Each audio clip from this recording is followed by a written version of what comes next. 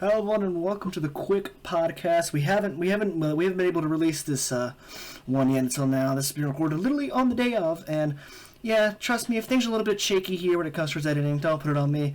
We'll have a proper one next week when it comes towards divisional round. But for today, let's have a quick, simple, fast, easy one here, and let's just get right to it. First game of the day is Bengals versus the Raiders. Yeah, this one's very interesting because obviously Derek Carr's debut performance in playoffs, and he's been in the league since like 2014. Yeah, and the only time he had a chance to play, he got a shoulder injury or something like that. Yeah, so this is really, really interesting. Kind of curious to see how they're doing. And this is also Joe Burrow's debut performance as well, and he's in his second season. So we have two guys who got injured who are now debuting in the playoffs. Exactly, it should be just number two, but hey, it is what it is. Yeah, That's all. I think this might be an interesting matchup because one, Bengals offense is, they're just top tier. Exactly. But the last time, by the way, well, this whole entire, besides one game, all this is rematches, sadly. The last time Bengals and Raiders had a game, Bengals pretty much blew the Raiders out 32-13, and honestly, that offense is going to light that defense up again. Well, this is what I said. This is what I'll say again. The only way the Bengals are going to lose is if their secondary is just overwhelmed by the Raiders' offense. Because the Bengals have the offense to put up 35 points. But will the secondary also allow the Raiders to put up 36 points? That's the worrying part, but I don't think they will. I don't think the defense will. The Bengals, they want to win. They want to win the first playoff game since 1991. They want to do this. Yeah. So I think I'm going to my score predictions. It's going to be Bengals 31, Raiders 21. My score is Bengals 34, Raiders 21. I think 34-21.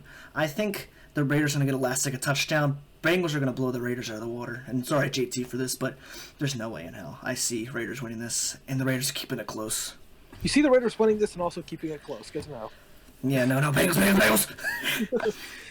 But yes, next is another rematch: Bills versus the Patriots. I'm probably least excited for this game because obviously it's a rematch. We see these two teams face twice, but also at the same time, these two teams were hot and cold 2 different points in the season. The Bills got really, really hot, at the beginning of the season, cooled down in the middle, and they got momentum in December, late December. Patriots were really hot in October and November, and they've just been completely cold in December. So which is unusual for Bill. So it's one of those matchups where it's not obvious. It could go either way, but I want both teams to win, if that makes sense. I don't really hate the Patriots that they did whenever Tom Brady was on them. So, I'm going to pick the Bills still to win it because I feel like the Bills have a more experienced team, but the Patriots have the better coaching, if that makes sense. But it's in Buffalo, so it's probably going to be it's going to be close. It's going to be like a 6-point game. So I'm going to probably say Buffalo will win 17-13. Oh, I agree. But this is the game to end the series. Who has the series lead in the end? Because they're both tied. I think this is going to be a very defensive, close, slobber knocker. I see the Bills winning off a field goal, 20-17. It's going to be an intense game. Though I don't really care for it, but I don't hate either one of these teams. So next is Eagles versus the Buccaneers. Oh, I don't think we need to really give many breaths on this one. The Buccaneers are going to win. It's going to be a blowout. The Eagles have a good run game, but the run game isn't good enough. Their defense, it isn't poor, but it's about the closest thing to poor in the wild card round. Jalen Hurts can't throw over 30 yards accurately. Tom Brady, even though he has some of his guys injured, he's still going to somehow find a way to win. I think the final score in this game is going to be 35-10 Buccaneers. Honestly, I see this game being like the last game they had and how Buccaneers have been playing in December overall. This is going to be a close game. I think the Eagles aren't going to win. I see 28-24, but I just don't think... I think the Eagles are actually going to give Buccaneers a challenge like Washington did last year. Oh, well, I said, we'll have to see. I just don't think Buccaneers are that big of a threat, but they're still going to make the fucking Super Bowl. Next is 49ers versus the Cowboys. This one's difficult. This one... The only one that's not a rematch. I'm going to say this much for the Cowboys. They have one of the best offenses in the NFL, and their defense is really stacked whenever they're not throwing it to Trevon Diggs. Exactly. Because here's the thing, Diggs has 11 INTs, but he's also bottom 5 in terms of defensive backs. He gave up 1,000 yards receiving this season. Yeah, to get those 11 picks, he had to sacrifice yards.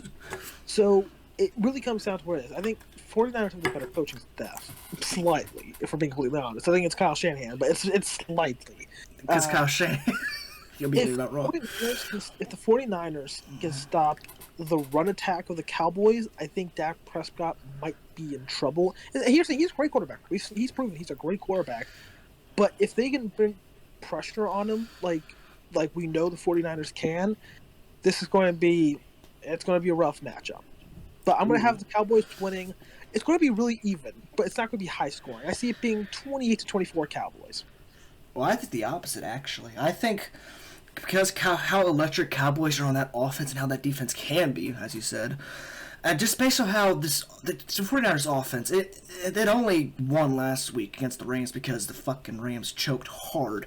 But Jimmy G is going to get smothered by the Cowboys. Sorry, but this offensive 49ers is not going to keep up. And the defense is going to start getting tired. I see the Cowboys winning 41-29. It's going to be a close game, but I think Cowboys may get some kind of touchdown to really put it away in the end. 41-29 Cowboys. It's possible. I think the deciding factor is 49ers run game. Can they run the ball effectively? Exactly, and not use Trey Lance. Yeah. Next, this fucking game. Steelers versus the fucking Chiefs. Oh my god. I don't care. Here's the thing. It depends on the weather. Because I can't remember if I say this. Depending on the weather, it's either going to be a blowout or it's going to be surprisingly low scoring. This is the weird thing about the Chiefs and Steelers. No matter how talented either team is, it's always fucking close. Or blowout. There's no back and forth game between these two. I don't know what the weather's going to be like in Kansas City. For the sake of argument, I'm going to say it's going to be lovely weather at night, which it usually isn't. But lovely. But I think the final score, if I'm being completely honest, the Chiefs never blow out their opponents. But this is the closest thing they're ever going to get to a blowout. I see the final score being 38-13 or something. I see 45-10 Chiefs blowing out the Steelers. Not even Ben sees them beating the Chiefs. So guess what? Fuck you. Lose. Honestly, with the Chiefs Steelers type thing, I think it's probably going to be close in the first half. Maybe, I don't know, 10-20 or whatever. And then nothing. Then it's 10-20. The Chiefs are just going to run away with it in the third quarter and fourth quarter. It'd be more hilarious if they have a 10-0 lead and there's still hope. 45 extra points. We should be seeing freaking Justin versus Patrick. But no, we got to see. I hate that. I'm not even going to try to watch this game. Fuck this game. Seriously. I'm salty. Then the last game no one gives an absolute damn about. Rams versus Cardinals, or Cardinals versus Rams, if you want to be technical. The weird thing is, no one really gives a damn about it, but also at the same time, depending on who wins, depends on if, it all depends really on the factor of people's Super Bowl picks, because there's a certain point in time where both people had the Rams and Cardinals going to Super Bowl, and now neither of them have them going to Super Bowl. Because this is the funny thing, both at two separate points, people had either the Rams or the Cardinals being the NFC dark horses. In September, it was the Rams. In October, it was the Cardinals. And by November, it was neither team. Exactly. And then the funny thing is, because Cardinals were 10-2 and then went on a losing streak, and the Rams started off 7-1 and then went on a losing streak. So this is the matchup of who can choke the less. You have the choke artist himself, Cliff Kingsbury, versus a guy who gets helped from chokes, Sean McVay. It's the funniest of things. It is. It just is. I mean, honestly, I think the Rams are less chokers. I want to see Matthew Stafford at least get a playoff win. Now I don't want to see. I mean, if he gets Super Bowl, I'll be happy for the guy because I still love Matthew. But if he gets a playoff win, I'll be happy. I see the Rams winning 24-10. I'm sorry, but the Cardinals, they're not going to. They're going to try to keep it close, but it's going to be like one of those games where the Rams should have a lot more points than it's shown. I'm going to be completely honest with you. I fucking hate the Rams. I hate both of these teams. I hate the Cardinals less because the talent I like, it's just the coaching fucking sucks. Well, exactly. I've never agreed with picking Cliff Kingsbury to be a head coach. He was bottom 5 with Patrick Mahomes at Texas Tech. He didn't even teach Patrick Mahomes to read a fucking defense. That was Andy Reid. So Andy's an actual genius. I absolutely hate Cliff Kingsbury. But like, also at the same time, I hate the Rams as an organization. Like I hate like I like the coaching staff for the Rams. I just hate the Rams as an organization because how they run things is so counterproductive to how you're actually supposed to build a team. They literally say, "Fuck the draft picks. Let's just stack up at free agency." And that's not how it's supposed to work.